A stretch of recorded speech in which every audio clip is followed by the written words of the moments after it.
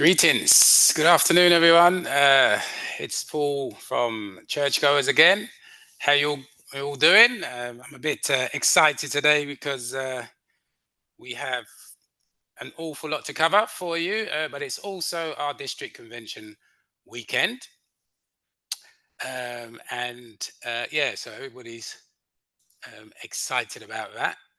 Hopefully you can see my screen. Let's just double check. There you go. That should be fine. And we're going to go through the usual intros. And then for those who aren't familiar with churchgoers, give you a quick intro before we talk about the topic today, which is United for Purpose, courtesy of NTCG, New Testament Church of God, West Croydon District. So let's hear from my moderator. Greetings and welcome to our Lunch, Learn, and Pray session presented by Churchgoers, the thought leaders in digital ministry, and community church.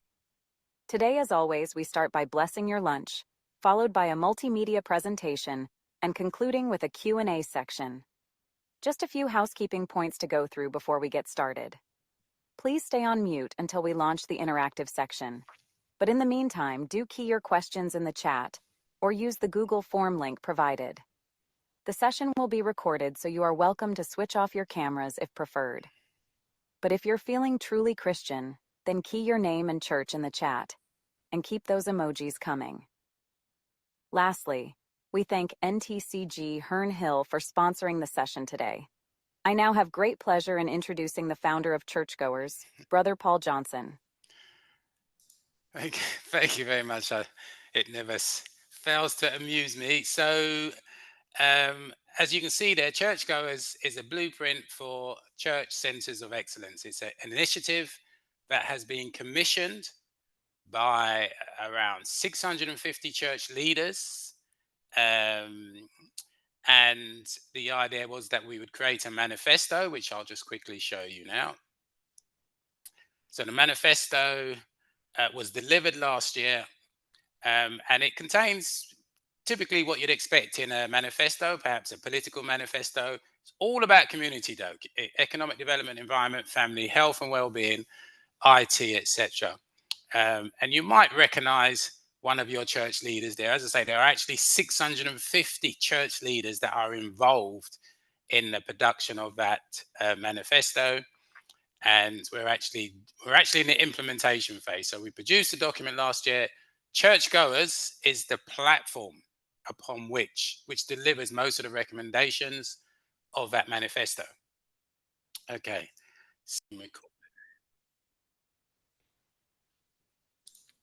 Little technical blip there, but hopefully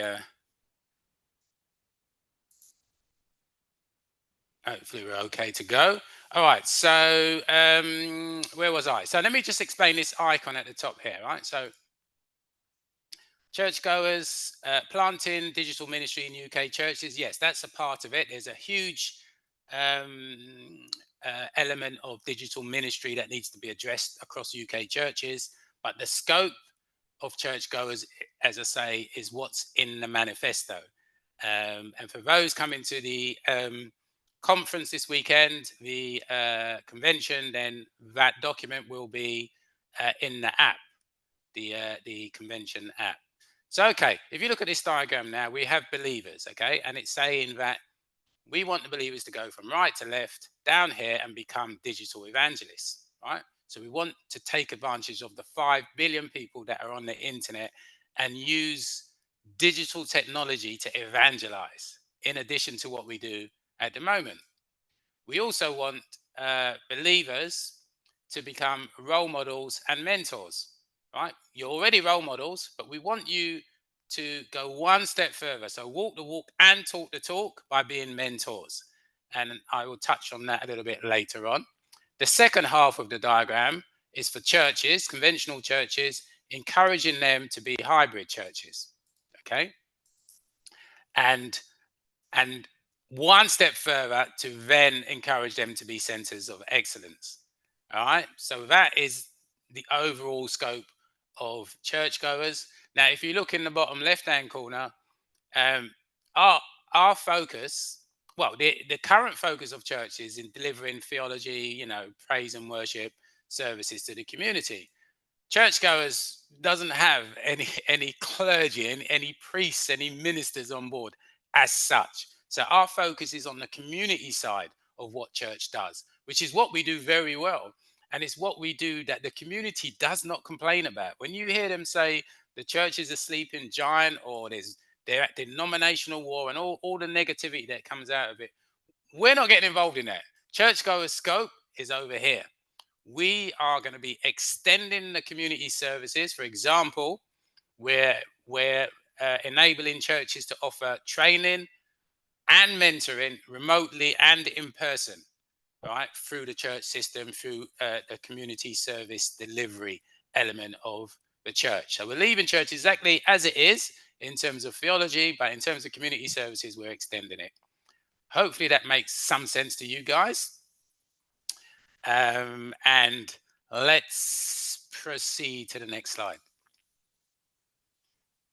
Okay, so this is our journey slide, right? So let's just quickly cover this. Yeah, let's quickly cover this, right? So 10 steps to be a center of excellence. This is a high level view of what it entails. So first and foremost, you need to join our network. Our network enables you to contact anybody in the kingdom. Anybody in the kingdom. It's a kingdom-wide network, a mini version of the internet. So first and foremost, you've got to connect, otherwise we can't help you. And remember, today's topic is unite for purpose. We provide a network that enables you to unite. You can't unite in a digital world without a network. You can't collaborate, you can't fellowship. I really do not know what you can do without a network in a digital world. All right. Second step, request a network group or forum. So on the network, you can request your own group, your own forum. For example, your church might want its own presence on the network. Thirdly, we have some best practices and blueprint designs. That's to help you to acquire what we're saying is a church center of excellence benchmark. Fourthly, you benchmark yourself against our best practices. Fifth, you identify what the gap is between what we're saying is excellence and where you are. Number 6, we have some lovely apps. So we provide a church app as part of our platform offering, and it does loads of things. I'll give you a demo later, but yeah, you need to request an app before you get one. Number 7, we also provide a GDPR toolkit that enables you to be compliant with GDPR. The people who fine you 17 million if you do not comply. So we're going to try and help you out there and provide a toolkit which makes it very easy for you to understand where you stand and what you need to do to become compliant.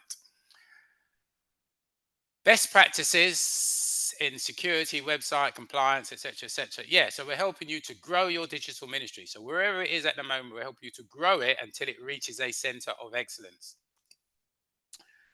And then establish business partnerships. Yes, so we're all about partnerships, and I'll explain that a little bit later on. And then finally, you get to come to our summit or our annual conference, and we will give you your accredited center of excellence reward. All right, so that's what that journey is about. But I actually wanted to take you on a different journey. So imagine now you're seeing at the top of this screen someone coming into your church, and this is the church usher, which is actually what I do in my church. So we have a visitor here, and we're going to see that visitor to their seat. Now, en route, that visitor will scan our QR code, and from that QR code, let me just share this tab so you guys can keep up with me. They will be able to see their own app. So you can see on your screen that we have Herne Hill's app, and then they can fill in a visitor's form online, just fill in their details exactly as they would if they was, using pen and paper. But of course, we need to be a bit more. We need to be a bit more helpful to the environment by not using so much paper, shall we say. All right, so they can also donate by a form, and again, not bothering with the blessing slips that we use in our church. So I might come back to the app, but in the meantime, let me go back to.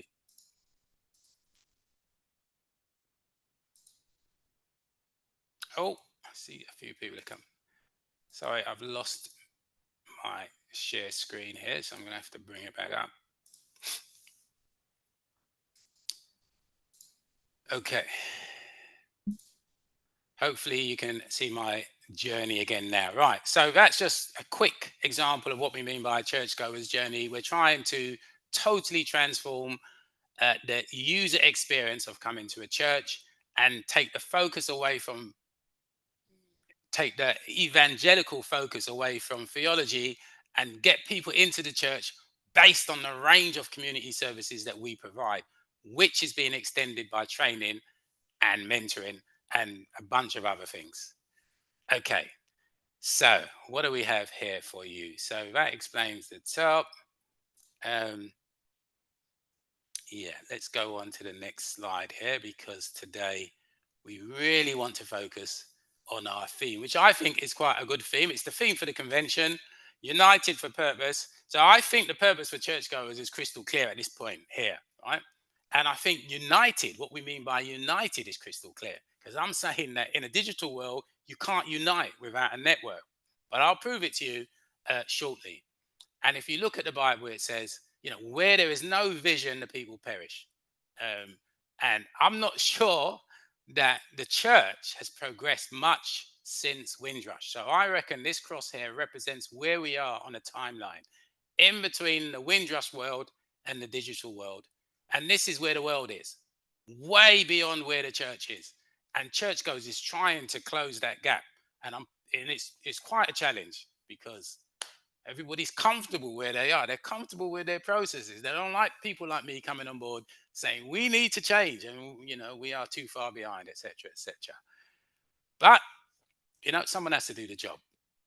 Okay, so look at this diagram here, right? As you can see, it's all about partnerships. It's all about relationships. It's all about community building. It's all about marketing our services to the community. As I say, if you look on the average church website, no one talks about all the services we provide, like warm spaces and soup kitchens and food banks, and we get credit for that. The community does not complain about all those things we provide. When you start to talk about my denomination against that denomination, or this scripture against that scripture, it's a long thing. It's really long. And I'm just saying that I personally am not qualified, or it's outside of the remit of what churchgoers need to do. We're concentrating on community services provided in a church. All right. So let's see how we form partnerships with academia. Welcome to ChurchGOers Student News. We're delighted to report that ChurchGOers is forming collaborations and partnerships with a number of prestigious UK universities to roll out ChurchGOers digital ministries throughout UK churches. The university partnerships will also include conventional and technical training, plus mentoring. As part of the partnership, academia are keen to form productive collaborations with churches and help to preserve existing faith relationships with students. ChurchGOers founder Paul Johnson said that he is very optimistic that the yearly student exodus from churches will be eliminated as a result of using digital technology to maintain contact with students, providing both mentoring and spiritual support. This is Sister of Faith reporting on ChurchGOers Student News. Right, there you go. So we've got a handful of universities that have already committed their students to help us in many ways to deliver churchgoers, but also to support the students we send off to university and make sure that we maintain a relationship and a partnership with the church and the students. So that's what we mean by establishing partnerships. And we think churches should do the same. If I can do it, you guys can do it. But I'm really pleased with the relationships we've made so far with universities, and there's loads more willing to come on board. We're just waiting for the churches to catch up. All right, business and enterprise. Oh, right, okay, yeah. I quickly covered this. Well, I covered this last week, but let's quickly go over it again. We're building an ecosystem. We're building a community, right? if you look at where we stand at the moment, ignoring, well, yeah, just look at within this circle, you got the faith community, we got the Asian community, we got, say, the Jewish community, the white community, and the black community. The figure in black represents how long a pound exists within that community. So how do I, this is the pound, right? So this is a pound. And let's say these are the people in the Asian community, and this pound will continue to circulate. This physical pound will continue to circulate around the Asian community. I buy a product that then I sell somebody. It keeps going for 28 days before someone in another community sees that pound. That's what we mean by 28 days, right? And if you look at the black community, 6 hours before we spend our pound in some other community, what do we buy? So much. I don't even know what we buy. Chinese or I don't know how we do it, but somehow we can't hold on to a pound for more than 6 hours without giving it to someone in another community, which is not a sin, right? But it just shows you the maturity of the different communities. The question today, however, is how long does the pound last in the faith community, right? I'm fascinated by that because I don't think there is a faith community, right? In terms of an economy, in terms of business, in terms of uniting for a purpose, I actually don't think we have one until now. ChurchGOers is going to deliver that. That's why I'm so keen to speak to entrepreneurs and business people, because when they see what I'm building, I'm going to be the hero, right? When they see what I'm building. All right. So that's what that diagram is saying on on the right hand side. Around the circle, what it's basically saying is, well, we have all these different types of churches, right? Mega churches, solo churches, micro churches, online churches, multi-site churches. The issue I have is we can't communicate around, so I can't talk to different churches, right? There's no network that enables me to do that. If we don't have a network, how can we be united, right? ChurchGOers provides that network. Even in my own district, we've got our district convention this weekend, and we've struggled. I've struggled to send out promo stuff that goes to each branch. 6 sites within our district struggle. We struggle. We use WhatsApp. It's ridiculous. All right, let me go into it a little bit more. Is that on another slide? Maybe it's on another slide. Okay. Yeah, I think I've said enough about business because we covered that last week. All right. And we kind of got a bit more to cover this week. So let's continue on. We covered that. So we done business and then mentoring organizations. Okay, let's just quickly have a touch on mentoring organizations. Greetings. It's testimony time. So I work in consultancy, Monday to Friday, out on location, dare I say earning for the company. But when assignments finish, they put me on the bench until the next one. Then on Saturdays, I play for a sports club, but don't get a game as I'm usually substitute on the bench, cheering others on. Finally, Sunday comes around and I'm at church, where you've guessed it, I'm sitting on the bench again. But at least I get to contribute, with my prayers and tithes. But last Sunday, churchgoers came and delivered a presentation on mentoring, testifying that everybody with life experience, good, bad, or indifferent, can mentor someone to replicate their success, but without the mistakes. So next time you're on the bench, consider being a mentor with churchgoers. As you can see, I've just arranged some work experience for my mentee. Praise God. Right. So that's what we mean by when we say we want the Christian to become more than just a role model, but to be a role model mentor. And all we're saying is, whatever it is you do, I'm a business consultant, I'm an IT consultant. All we're asking you to do is to be willing to talk to someone who aspires to be like you. If somebody wants to be an IT consultant, believe you me, I stepped the whole night telling them the ins and outs. If someone wants to be a business consultant, likewise, I will voluntarily help the next person up, passing down the baton. That's all I'm asking you guys to do. Walk the walk and talk the talk. Don't be a Christian from the distance. Help someone to be like you and avoiding all the mistakes that you've made, right? Because we've all made them. And like I say, for a church to be a center of excellence, right? That's the name of the game. So hopefully it's becoming clearer how we unite people at a kingdom level, not at a church level. It cascades down, but at a kingdom level, how we unite people, how we get people into church. Because once our reputation improves, we won't even have to evangelize. People will want to be like us. They will want to be in our community. Trust me, there is science behind this.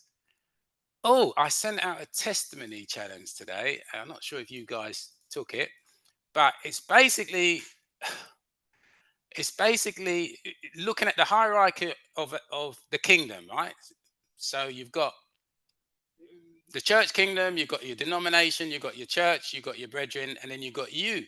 And in an ideal world, right, you should have a testimony at each of those levels. You should be able to say to someone what what the kingdom does, right? You should have a testimony that convinces someone to join the kingdom based on your testimony. If you don't have it, and I was amazed at how many people don't, particularly at this one.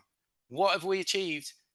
What has the church achieved in your lifetime since Windrush? We can't answer that question.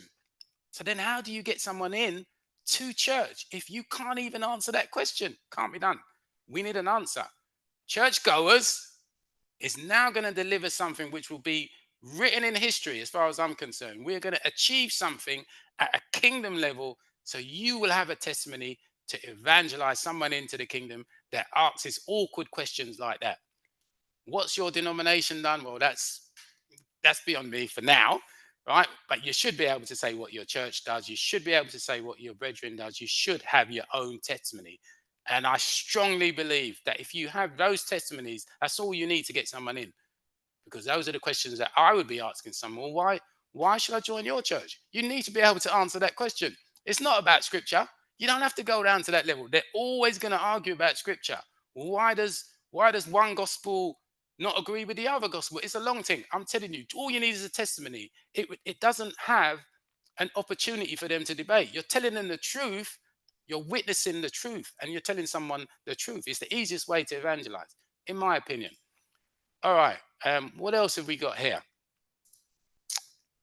Testimonies. Okay, yeah. So I'm going to send out a link so you guys can write down a testimony. But this is the tool we use to attract testimonies on our website.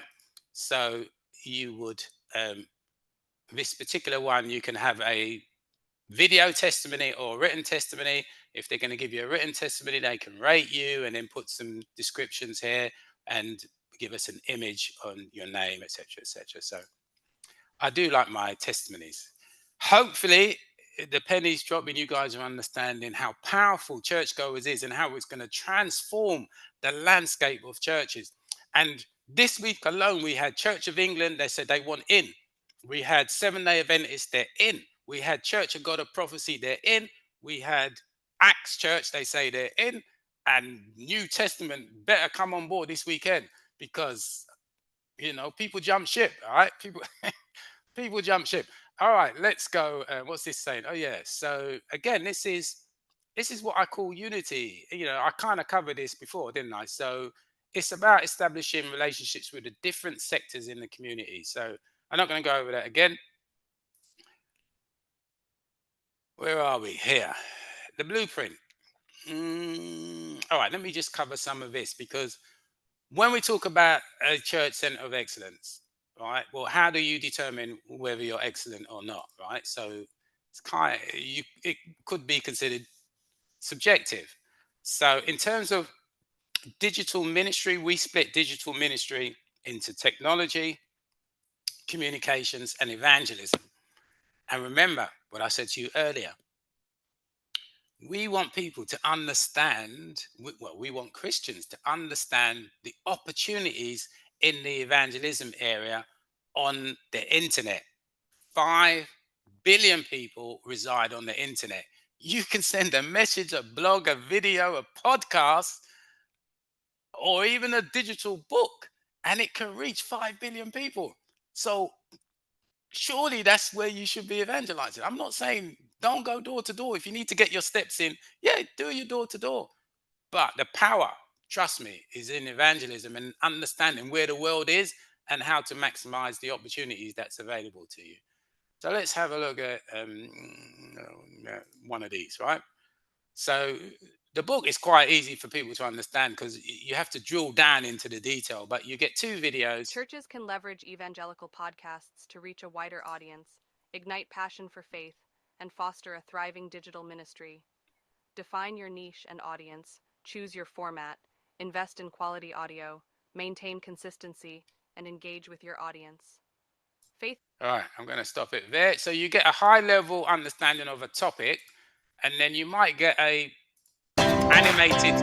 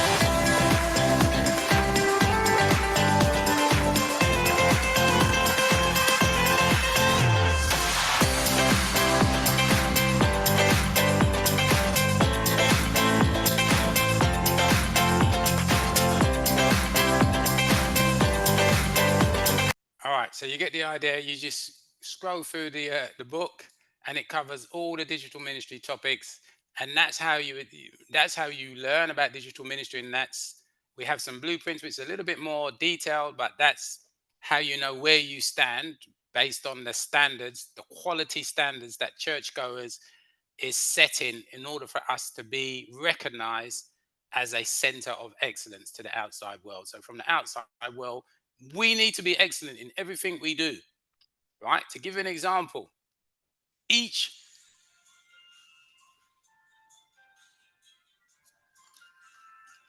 one of us, I can guarantee that each one of us, what's the word? Recycles at home, right? We recycle at home. And when we go to church, God's house, I've yet to see a church that recycles. So when I say excellence, sometimes I just mean at least adhere to the standards that you keep in your own yard. When you go to church, why do we not recycle? It's a simple thing. It saves the planet. We're already in the habit of doing it. I don't understand why it's not in place. You know, I didn't come to church to make friends. God sent me to church for a reason. I have specific skills. And he said, use those skills that I blessed you with and make my church, right? Make my church into something that you would or you used to do in the corporate world. I don't know why my phone is blowing up right now. Yeah. So I came to church for a specific reason, you know. Oh God. Anyway, all right, let's move on. Let me just check if anybody's there because my phone is blowing up for a reason. Well, can't see any issues there. All right. So, yeah, this one, leveling up church and the ecosystem. So, again, this one was covered last week, but briefly, it's saying, look, we've got businesses on the right hand side, we got church on the left hand side, right? 2 circles. And currently, this is the revenue or the profits that a business has after it's paid all its expenses, including wages, right? Including our wages. Now, the church really only has a relationship with us. So all its income comes from this pot here. And this pot goes untouched.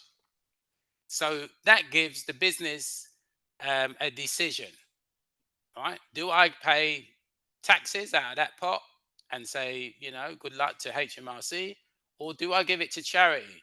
Well, the church doesn't talk to me, so it might give it to charity. It doesn't give it to the church because we don't have a relationship with the church.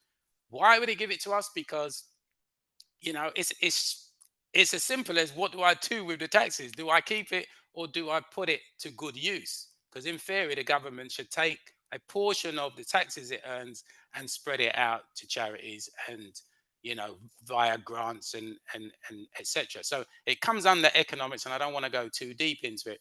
The other reasons are corporate social responsibility. It's not just about making money in today's world. You should be more responsible to the environment and to people and the planet. But equally importantly, these are the staff that work in a business. These are the members of the church. If you have a relationship with an organization, then potentially their members will be inclined to join your church. And likewise, the church members will be inclined to frequent their businesses. It's like a win-win. It's a win-win partnership, and I'm encouraging churches to appreciate the opportunity that is there that we, for some reason, we do not take advantage of at the moment. Oh, yeah, this is a bit deep, but yeah, it's basically saying there's a lot of good things you can achieve, right, by being on a digital platform, including a bursary of £120,000, £120,000 for charities that want to grow digitally. That bursary is available to people. I'm just waiting for you guys to ask, right? Conversely, if you don't respect the regulations from GDPR, from cybersecurity, international payments, etc., or digital payments, should I say, then there are fines waiting to be issued to you. So, and we want to help with both. We want to help you reap the rewards, but we're also here to help you appreciate the risks and minimize those risks.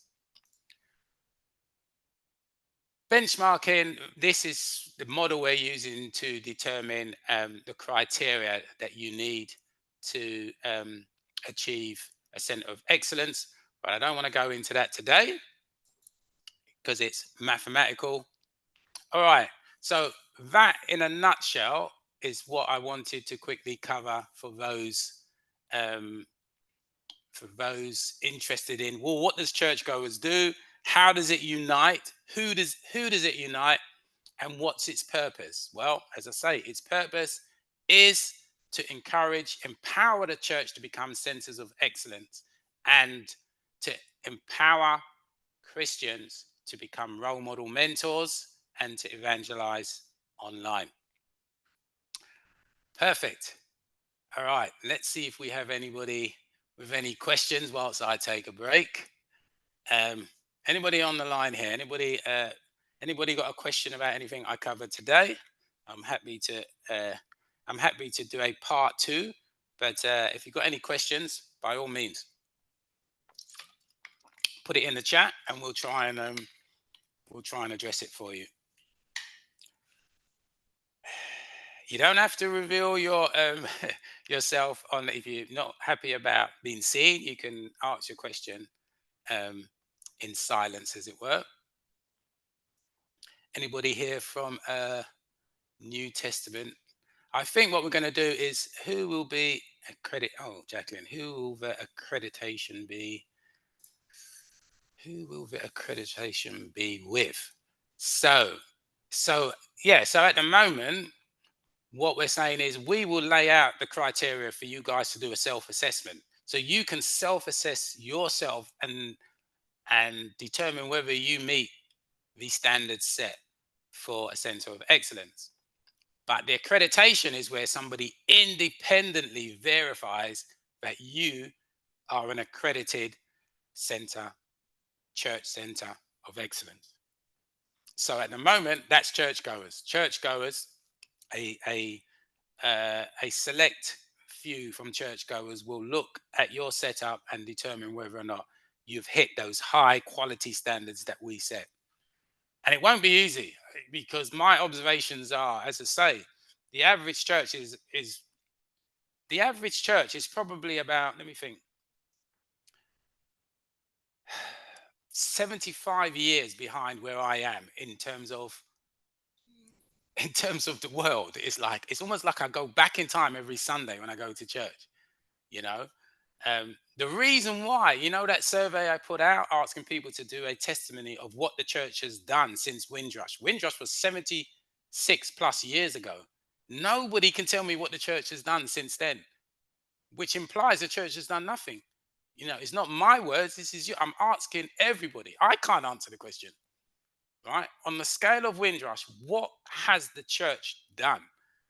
But in terms of technology and processes and strategy, I still think we're 20th century. We're doing things exactly as we used to do it last century. Whereas technology enables us to be far more efficient. Imagine you've got 5 billion people online and you still choose to go door to door. It's for an IT person or a business person, it's really a struggle to see how the church operates, and you have no power to influence how it can be done more efficiently. At the moment, it's the one thing I don't have is power. I have the manifesto, I have the support of 650 church leaders. But in terms of getting individual churches to do something, even my own church requires cooperation from the pastor and the congregation. And at the moment, that's a challenge for me. I'm putting everything in place, but it requires God to get me over the line. So I hope that answers your question there, Jacqueline. It's a good question. It's a good question. It's going to cause a fuss, isn't it? It's going to cause um, some discussion, because you could argue that it's subjective. Who are we to determine? But what I want you guys to appreciate is, whilst churchgoers has set a standard, a baseline for the best practices, for the blueprints for church digital ministry and church center of excellence, it we're just waiting for everybody around the kingdom to contribute what they think are best practices or give us some feedback. Then we reach the consensus, and then it becomes written in stone.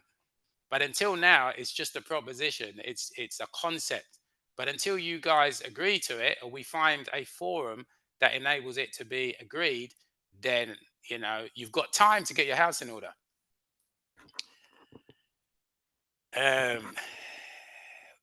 Any other questions? Is it clear what our purpose is? Is it clear, what we're asking of you guys? How do you feel about being a mentor when all I'm asking you to do is talk to someone else who wants to be like you? And you say to them, you don't want to do it like that, or you don't want to make this mistake or that mistake. These are the secrets that I'd like to share with you. It's like, I think it's the simplest thing to do. And it may only take you 6 hours a year. We have some more powerful mentoring. For example, I don't know if you noticed, but we actually sealed a deal with an organization this week who have professional business mentors as well as technology mentors. So there's degrees of mentorship. All I'm asking the church people is to take the first step into becoming a role model mentor and mentor people in the church, or if you feel comfortable in the community that wants to be like you. I think that's the easiest ask, but I think it's going to make the hugest difference to how the community sees the church, and they'll give us credit for all the value that we're adding to people. We will transform people's life with mentoring. The statistics prove that mentoring works. 6 hours of your time can transform someone from ending up in a gang to ending up in a Fortune 500 company. It's that simple. Come on, guys, test me. I want somebody to ask me a question that I can't answer, because churchgoers has tried to think about everything, but we can't have covered everything. We got the university. We spoke to a few universities this week. I'm really encouraged by their cooperation. They're excited about this project. Mentoring is like discipleship. Well, I like that. Mentoring is like discipleship. Remember, our purpose, um, our purpose is to bring someone into the kingdom and then convert them into disciples, right? I think the easiest way to do that is through mentoring, because I'm a mentor, I'm kind of biased, right? But I think it's simple to do it because a mentor imparts wisdom. I can only read the Bible from my perspective as a mentor. And for me, the Bible is a book that gives you wisdom. It's giving you the wisdom to live your life. There are books within the Bible. Proverbs, my favorite book. It's just nothing but wisdom, line after line after line of wisdom. Where, where the people have no vision, they perish. Do you know what I mean? It's just succinct lines of wisdom. What did Solomon ask for? Wisdom. And how did God receive that? He gave him everything else, because he said, you know what, out of everything you could ask me for, right? That is, you couldn't have got any higher in my estimation by asking me for wisdom. So yeah, mentor, and I'm saying a mentor gives you the benefit of his wisdom. So for me, mentoring and discipleship and Christianity, they're all interlinked, because I can only read my Bible from that perspective, or I only feel comfortable interpreting a Bible from a mentoring perspective. You establish a relationship in mentoring, that relationship builds trust. And when people say to you, where do you get your wisdom from? I just keep telling them, I'm getting it from the Bible. Where do you get yours from, bro? I just keep pointing them to the Bible. I don't even have to preach. I just say, read your Bible. And they'll understand that the Bible was there to serve them. you know Even if the only thing you use it for is for wisdom to live your life more productively than you would. Remember, if you don't make the mistakes that you would do if you didn't have a mentor, it's going to cost you time. If you mess up your exams, you have to spend another year in college or university. That's 1 year out of your life. How much does 1 minute in your life or 1 year in your life cost you? You know what? You can't buy it. There's no one on earth that can give you 1 second more in life. So a mentor is the most valuable person you can find in the community, and they usually work for free. Anyway, any more questions? You picked my favorite topic there, Sandy. So yeah, I could talk forever on mentoring. Um, but yeah, any more questions on today's topic? And anyone like to give a go at answering the question, what has the church delivered since Windrush? Remember, when Windrush, they came over here under hostile conditions, weather and people, no money, and they had to build churches, right? That's powerful. So I want to know, what have we done since then? Because I've only been in church for a few years, and I'm like, I speak to veterans. I'm saying, well, what's happened since then? I think it's embarrassing that no one can answer that question. Um, but I want someone to try. Come on, or what? Or even that. I think the harder one is denominationally. It's like, if you spoke to someone in an evangelical context, and they're saying, "All right, let me ask you one question. If you answer that question, I'll come and join your church. Tell me tell me what's good about your denomination versus another one, or something along them lines." If you can't answer the question, he's gone, isn't it? He's gone. If they answer the question, why should I join your church? Right? He's gone. The real question, actually, I'm going to put out in the next poll is: do you have a bad testimony of any one of those levels? Right? That's the real question. Is there someone in your church that you have a bad testimony for because they don't treat you right? Or is your church or a church that you've attended, do you have a bad testimony?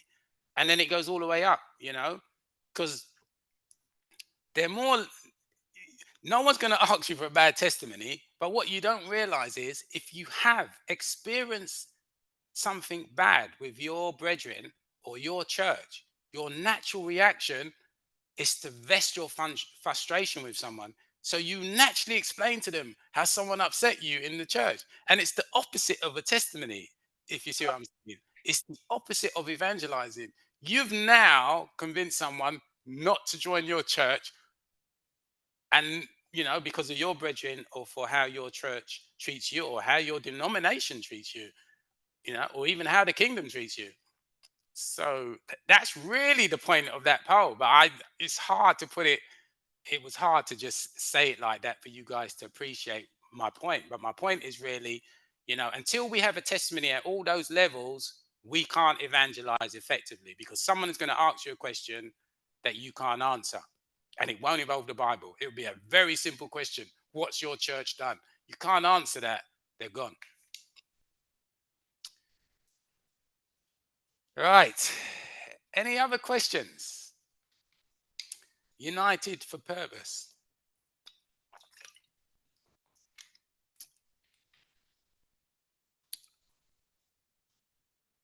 Well, I think I've got 5 minutes on stage on Monday. not sure if it's morning or afternoon. What's it? When you're dealing with people you might class with personalities, but you should not class on life skills or experience. When you're dealing with people you might class with personalities, but you should not class on life skills or experience. Not sure if that's a question or a statement there, Sandy. Um, mm, so I'm not going to comment on that because I think whatever your point is gone over my head at the moment. When you're dealing with people, you might class with personalities, but you should not class on life skills or experience. With personalities, you might want to elaborate for me there, Sandy.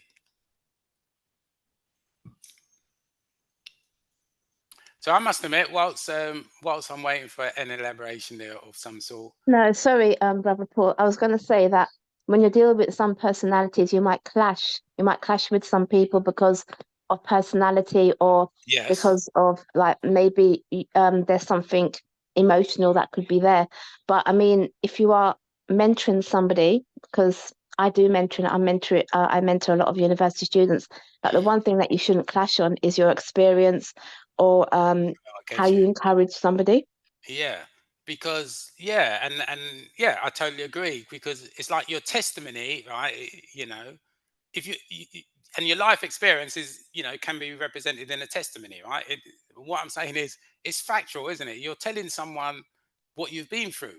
There's no area for them to sort of disagree as such. It's like, well, this is what you've been through, or do you know what I mean? It's like a testimony. Whereas if you had to evangelize using traditional methods, and I've never been taught, because remember, I've only just come to church.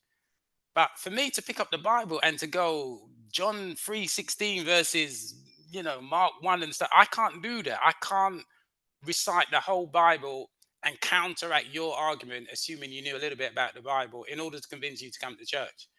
But what I can do is give you a testimony, because you can't debate my experiences. Do you know what I mean? You can ask for clarification, but if I say to you, this is what God has done for me, I'm into church. The only reason why I'm in church is because I had a discussion with God, and I said to him, listen, I've had life too easy, right? There has to be a reason why things have just run sweet for me. And he said, well, yeah, I've been waiting for you to say that. I need you to go to my people, right, who are not billionaires. Every client I've had has been a billionaire. He said, go to my people who aren't billionaires and do what you do. When you've done that, then me and you are good. So I gave up my job and I says, I'm coming to church and I'm going to do what I need to do.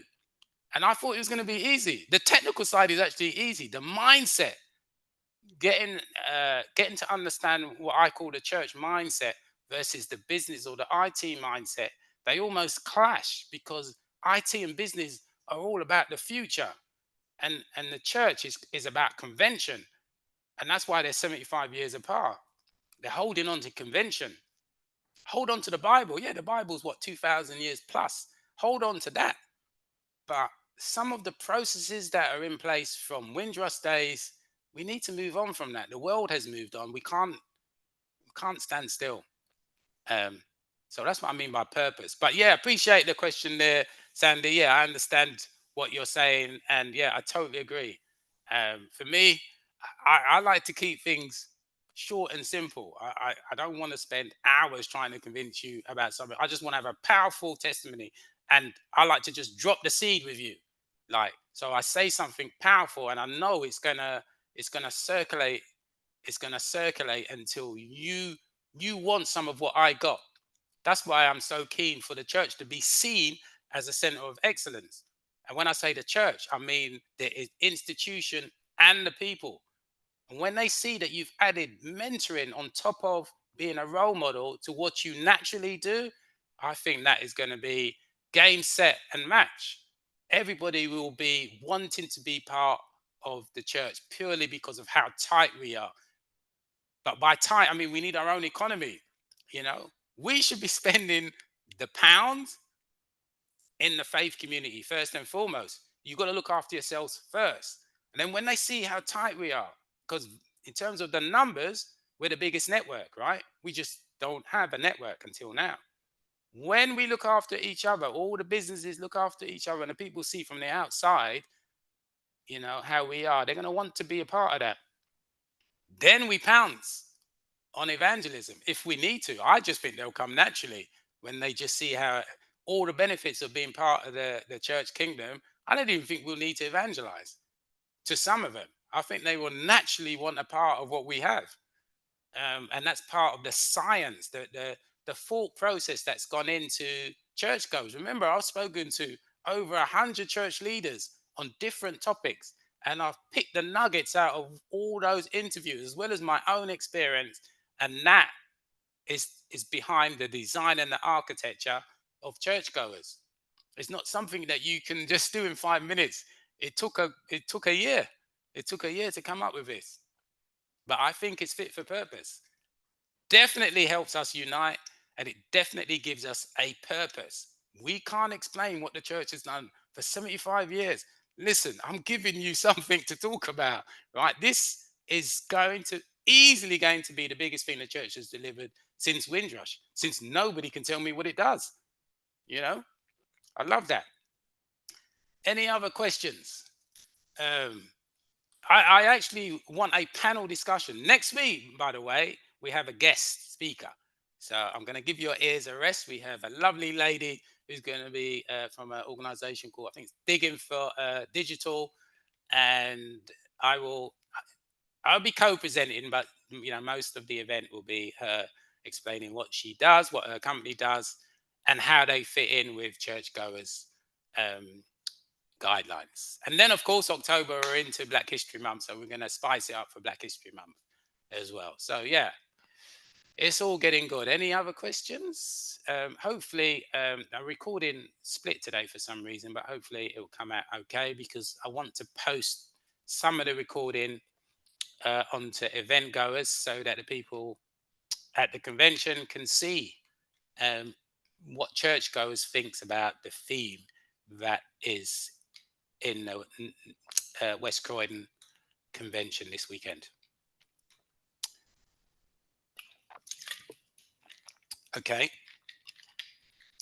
Well, the session is called Lunch, Learn and Pray. I just hope that the session has blessed you guys. If you're having lunch, hopefully, it's gone down a bit better. Hopefully, it's opened your mind as to some of the thinking and the mechanics behind churchgoers. I am going to give you guys a walkthrough of the network itself, because a lot of you are on it, but I'm not engaging on it. So I think I need to spend a masterclass on how you use it and how it separates events from articles, from chat messages, from you can also have your own Zoom calls within the platform. It is way above what we currently do using a bunch of WhatsApp groups. It is totally fit for purpose, even though we're on a budget. Was there anything else I needed to say? One new message, encouraging and purposeful as always. Thank you. Yes. I try, I'm trying. As I say, this job isn't easy. I don't even have people helping me at the moment. But next month, I get a batch of students. So I'm looking forward to that.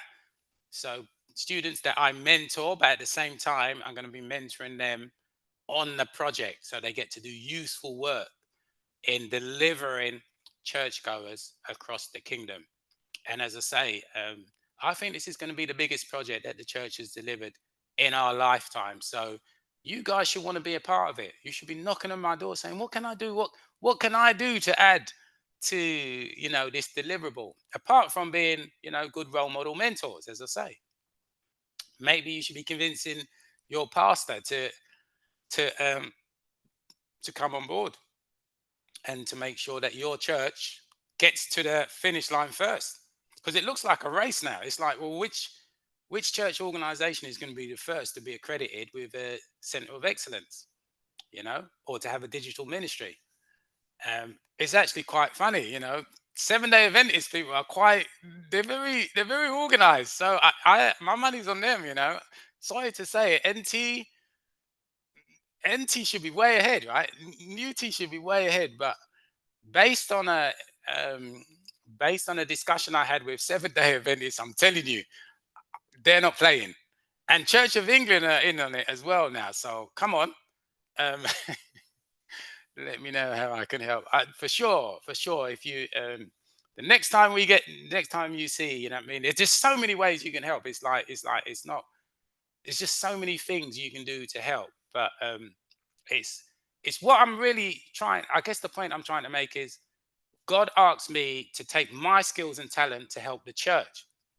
When I say people should be mentors, all I'm saying is 20% of the people do not serve in ministry in the church, right? 80% sit on the bench and just praise and worship, give their tithes and give their offerings, right? So they come out filled, but they don't necessarily contribute. And that may not be their fault, right? The church can't give a job to everybody at the moment. I'm saying that, well, you can be part of churchgoers because by helping churchgoers, you're helping your church, right? But the point really is that you have a unique gift and talent that God has given you, and it's for you to find a way to use that gift to help the kingdom. And it shouldn't be that difficult if you know what your purpose is. In a way, right? That's all churchgoers is, because at the moment I'm the energy behind churchgoers, and the reason it exists is because I had a conversation with God in a very early stage in my Christian life, and I had to hold my hand up and say, there's no way I achieved everything I achieved in my life thus far without someone else having an influence. Some of the opportunities that came my way weren't nothing to do with me. Nothing to do with me. As good as I think I am, right, arrogant or otherwise, the opportunities that came my way was as a result of somebody upstairs saying, you know what, let me look after that gentleman there, because one day he's going to do something for me as payback, and that day has come. And I'm not ramping with God's project. I've never failed on a project, and I'm not here to fail, you know. So churchgoers is happening. All right, everybody going back after lunch. Enjoy your work. Thank you for your contributions today. For those going down to the convention, look out for me on Monday. Otherwise, yeah, have a nice weekend. All right. Cheers. Bye, All. Father Paul. Bye, Sandy. Bye bye. Okay. Thank you. Bye. All right. Bye. Bye now.